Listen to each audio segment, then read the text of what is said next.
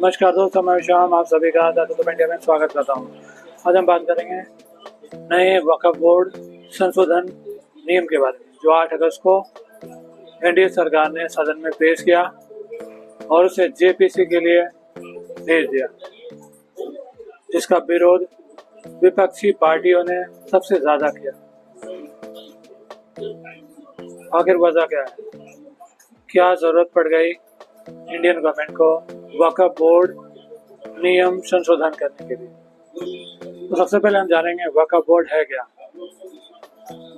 जब पार्टीशन हुआ, विभाजन हुआ, इंडिया से पाकिस्तान बना, तब जो लोग हिंदुस्तान से पाकिस्तान भाग कर गए और जो लोग पाकिस्तान से हिंदुस्तान आए,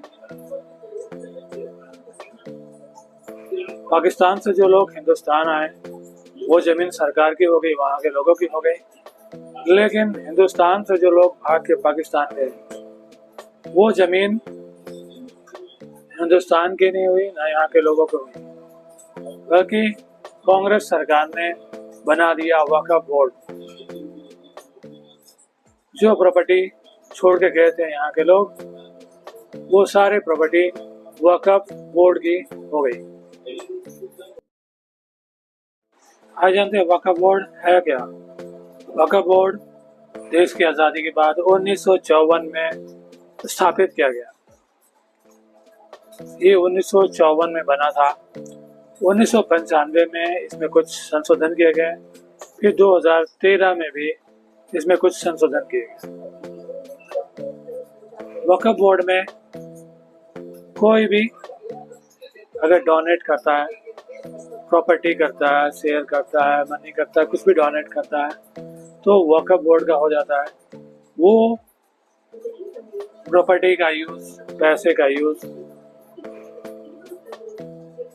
माइनॉरिटी मुस्लिम लोगों के कल्याण के लिए किया जाता है। अस्पताल, कॉलेज,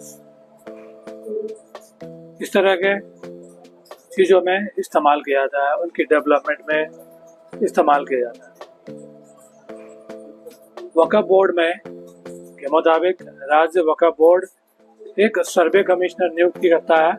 सर्वे कमिश्नर राज्य में वक्फ की संपत्तियों का लेखा जोखा रखता है और दर्ज करवाता है।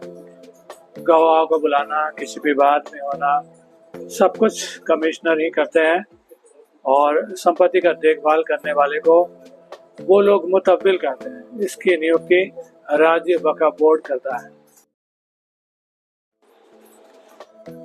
वक्फ बोर्ड में पूरे हिंदुस्तान में 3,56,047 संपत्ति है, जिसमें कुल संख्या 8,72,326 है और चल संपत्ति 16,713 है और डिजिटल रिकॉर्ड संख्या 3,29,995 है। आखिर अचानक क्या जरूरत पड़ गई इंडियन गवर्नमेंट को इस बोर्ड के नियम का संशोधन करना और एक नहीं 40 संशोधन करना? सबसे बड़ी परेशानी वक्फ बोर्ड में यह थी कि कोई भी संपत्ति को वक्फ बोर्ड अपना बता सकता है और वो संपत्ति का ओनर जो भी है वो वक्फ बोर्ड के खिलाफ कोर्ट नहीं जा सकता। एक केस इलाहाबाद का हाई कोर्ट का है। इलाहाबाद हाई कोर्ट को अपनी संपत्ति बचाने के लिए वक्फ बोर्ड के खिलाफ सुप्रीम कोर्ट जाना पड़ा। वक्फ बोर्ड ने इलाहाबाद हाई कोर्ट को अपना संपत्ति का दावा किया। तो यही वजह है। और दूसरी बात, वक्फ बोर्ड की संपत्ति में कोई ट्रांसपेरेंसी नहीं है। अभी तमिलनाडु की एक गांव की बात कर रहे हैं, जिसमें 1500 साल पुराना एक मंदिर है, वो भी वक्फ बोर्ड की संपत्ति है, वो दावा कर रहे हैं।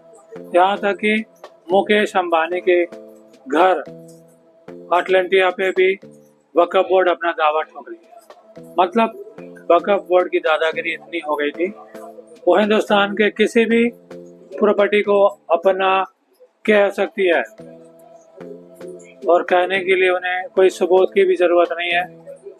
सिर्फ उन्हें वक्फ बोर्ड को इंफॉर्मेशन देना है कि वक्फ बोर्ड की संपत्ति है। कमिश्नर आएंगे, अगर वक्फ बोर्ड की कमिश्नर ये कह देते हैं कि वक्फ बोर्ड की है तो उनकी हो जाएगी और उनके खिलाफ कोई भी कोर्ट भी नहीं जा पाएगा। तो इसीलिए बहुत जरूरी था वक्फ बोर्ड अधिनियम का संशोधन करना। और एक तरह से आप ये कह सकते हैं कि पुश्तैनी वक्फ बोर्ड में कब्जा था। तो इसीलिए इंडियन गवर्नमेंट जो नया बिल ला रही है उसमें अधिकार जिला कलेक्टर के पास होगा। वो डिसाइड करेंगे कि वक्फ की है या नहीं है।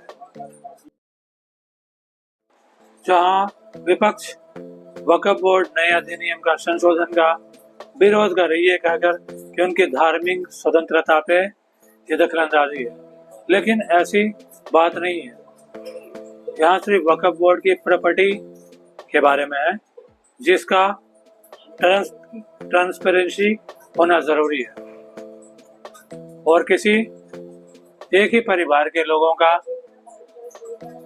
इस पे अधिकार नहीं होना चाहिए। इसीलिए केंद्रीय मंत्री किरण रिजिजू ने सदन में विधेयक पर चर्चा करते हुए ये बताया कि यह बिल सच्चर कमेटी की सिफारिश के आधार पर लाया गया है।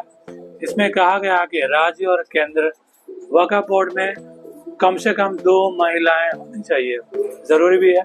इसमें कोई सिफारिश को लागू करने के लिए हम ये बिल लेकर आए हैं। इस बिल में जो भी प्रावधान है उसमें संविधान के किसी भी अनुच्छेद का उल्लंघन नहीं किया गया है।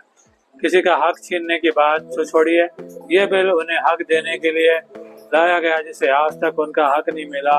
उन्होंने कहा इससे पहले कई बदलाव हो चुके हैं। 1995 में जो संशोधन किया गया था उन्हें 2013 में लाए गए संशोधन के जरिए निष्क्रिय कर दिया गया।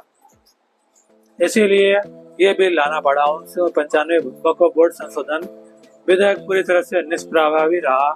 इसीलिए केंद्रीय मंत्री किरण रिजिजू सदन में नए वक्फ बोर्ड अधिनियम पेश करते समय विपक्ष के सभी नेताओं से आग्रह किया कि इस बिल का समर्थन कीजिए। करोड़ों लोगों की दुआएं मिलेगी। वक्फ बोर्ड पर चंद लोगों का कब्जा है, इसे हटाकर आम मुसलमान लोगों को जो इंसाफ नहीं मिला उसे सही करने के लिए बिल लाया गया है। कलेक्टर की नियुक्ति के बारे में विपक्ष की आपत्ति पर किरण रिजिजू ने कहा, कलेक्टर के पास रेवेन्यू रिकॉर्ड देखने का काम होता है, तो रेवेन्यू रिकॉर्ड देखने के लिए कलेक्टर को नहीं तो किसे नियुक्त किया जाए। ट्राइब्यूनल में पहले 3 सदस्य होते थे, अब इसमें एक न्यायिक एक टेक्निकल सदस्य भी होगा। नए बिल में प्रावधान होगा कि 90 दिन में उसकी अपील होनी चाहिए, 6 महीने में इसका निपटारा होना चाहिए। बोर्ड को चलाने के लिए जानकार लोगों की जरूरत है, इसलिए अच्छे अधिकारियों की बोर्ड को चलाने के लिए नियुक्ति किया जाए। वक्फ संपत्ति से जो कमाई होगी वो मुस्लिम समुदाय के कल्याण के लिए इस्तेमाल होगा। और विपक्ष यही नहीं चाहती कि माइनॉरिटी का कल्याण हो, क्योंकि वो पढ़ लिख जाएंगे, डेवलप हो जाएंगे तो उनका वोट बैंक नहीं रहेंगे, इसीलिए उसका विरोध कर रहे हैं। तो ये जो संशोधन है बहुत जरूरी है। आपको